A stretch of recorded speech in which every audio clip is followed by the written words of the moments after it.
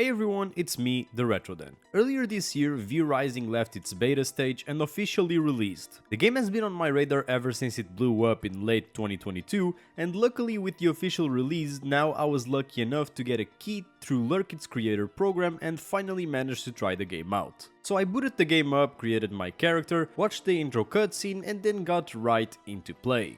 The first thing that I took note of was how the isometric camera and movement felt really smooth to use. I was scared that going into the game it was going to be like a point and click movement system, but the game actually fully features WASD movement with an isometric camera that goes very well together. As I'm making my way out of the first cave in the game, I instantly noticed that you can break stuff by hitting it and end up wasting quite some time breaking stuff for no reason other than my gamer instincts telling me to do so. As I left the first cave, I was prompted to kill some skeletons and craft some gear, which are the first interactions you get with the combat and the crafting system, which are similar to your usual open world survival craft games like Valheim. I then made my way through the rest of the tutorial zone and completed the miscellaneous quests and indications that the game give me in order to progress the systems the game is throwing at me, and subsequently unlock more recipes. Right after finishing the tutorial, I made my way out of the graveyard into the open world and got immediately immersed in the looks of the zone. The woods you are thrown into in the beginning of the game are really well put together when it comes to their gothic look,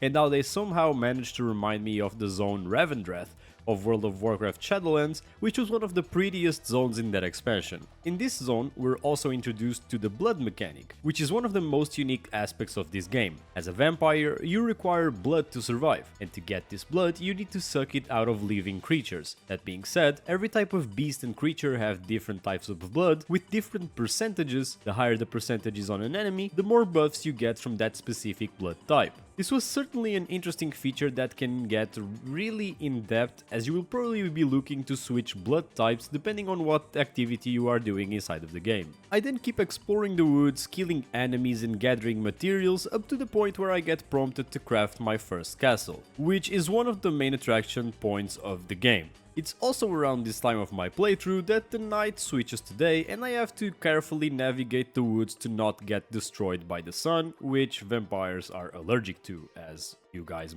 should know. After the night settles again and I have the materials I need, I decided to settle down and make my castle, which is the base of operations for this game. The game also has a PvP aspect to it if you want to play online, that makes sustaining the castle a lot harder because you have to worry about its defenses and other players invading and attacking you, but I didn't get to it since I decided to play solely the PvE part of the game when I tried it out. I crafted this small little 3x3 square, which was good enough for me to start my journey in this world. I then started filling up my castle with workbenches and refineries that the game told me to craft so I could craft better gear, refine materials to go fight other mobs and explore even further into the woods. As long as I progressed in the game, I kept having more fun with combat. What I thought was going to be a pretty spammy and straightforward combat system had me dodging around and aiming spells, keeping me quite engaged at every encounter. And then came what was probably my favorite part of the game, the blood hunts. The blood hunts are basically the big progression markers in this game. They are basically enemies listed per acts, and according to their difficulty on how strong they are, that you can hunt to get special rewards that will let you progress within the RPG elements of the game and in your castle. These special hunts are boss fights that can be quite hard at times but feel very satisfying to go through. One thing that I found pretty interesting as well was that each hunt you did provided you with different skill points for different spellbook pages depending on what kind of magic and elemental attacks the bosses you killed used. The first one you get to kill in the game also provides you with this very cool spell that lets you transform into a wolf, which was very neat to move around faster through the map with the addition of letting me pass through wolves without getting detected.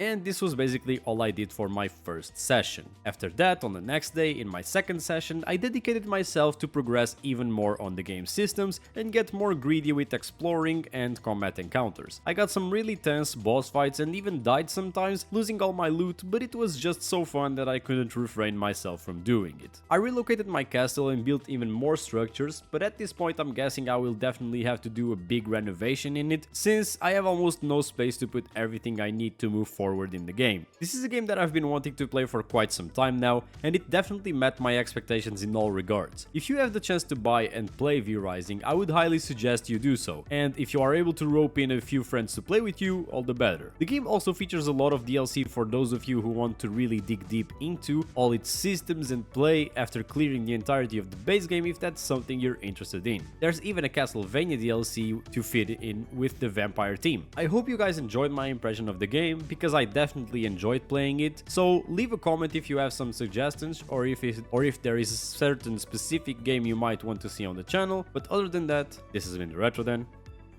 and I'm out.